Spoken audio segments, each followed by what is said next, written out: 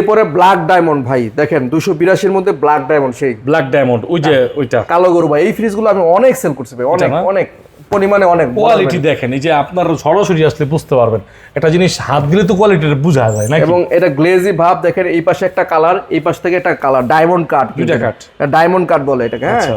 এবং ফ্রিজটার ভিতরে কোয়ালিটি তো মনে করেন প্রতিটা ফ্রিজই মানে মাশাআল্লাহ ভিতরে একদম। আসি আর এটার মধ্যে কোনো ধরনের গন্ধ আসবে না, একটা স্মেল বেরিয়েছে আমি, ঠিক আছে হ্যাঁ, ভালো।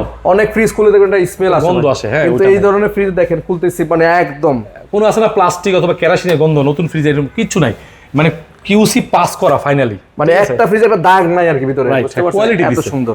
বলে দেন। এটা রেগুলার প্রাইস হচ্ছে 48,640, আমরা এটাও ডিসকাউন্ট করে রাখতেছি মাত্র আপনার 48,640। এটা আমরা ডিসকাউন্ট করে রাখতেছি মাত্র আপনার 40,273 টাকা, 40,200 টাকা রাখবো। 200 রাখবেন, হ্যাঁ, আর কিছু 40,200। করবেন না এটা। আচ্ছা ঠিক আছে, এইটা বা এইটা যে যেটা নেন, দুইটা ডিজিটাল ডিসপ্লে, ডার্ক স্পাইরাল, 40,000 টাকা রাখবো। 40,000 বরাবর 40,000 টাকা। ব্ল্যাক ডায়মন্ডটাও নিতে পারেন, ডার্ক স্পাইরালটাও নিতে পারেন, 40,000 টাকা।